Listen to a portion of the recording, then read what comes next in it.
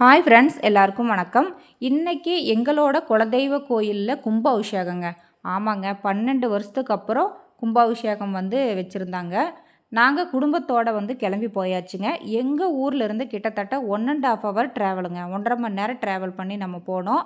அதாவது தொட்டக்கலம்புதூர் அப்படிங்கிற ஒரு வில்லேஜில் தாங்க எங்களோட கோயில், குலதெய்வ கோயில் அமைஞ்சிருக்கு.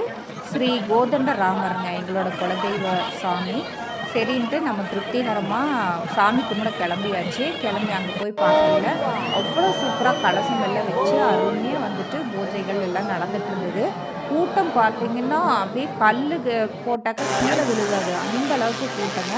ரோட் மூலிமா அந்த கலச தீர்த்தம் எல்லாமே போட்டாங்க. ரொம்ப சூப்பராக இருந்துச்சுங்க. குழந்தைங்களாம் அவ்வளோ சந்தோஷமாக அந்த கடும் வெயில்லையுமே ரொம்ப கூலிங்காக இருந்ததுங்க. தீர்த்தம் போட்டது ரொம்ப திருப்திகரமாக கும்பிட்டு வந்தாச்சுங்க. அதுக்கப்புறம் வீட்டுக்கு பார்க்கையில செடிகள்லாம் வாடிட்டு இருந்தது. சரி, நம்ம இதுக்கெல்லாமே தண்ணி விட்டுறலான்னு சொல்லிட்டு தண்ணி பிடிக்க ஆரம்பிச்சாச்சுங்க. ஏன்னா வெயிலுன்னா வெயில், ரொம்ப வெயிலாக இருந்ததுங்க. பாருங்கள், பூக்கள் எல்லாமே வாடின மாதிரி இருக்குது. இந்த பூக்களுக்கு கண்டிப்பாக தண்ணி டெய்லியுமே விட்டாகணும் நம்ம.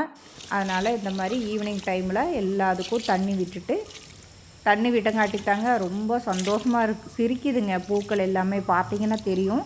இப்போ தான் குட்டி குட்டியாக அது எல்லாமே விரிய ஆரம்பிக்கிது பாருங்கள். சூப்பராக இருக்குங்க.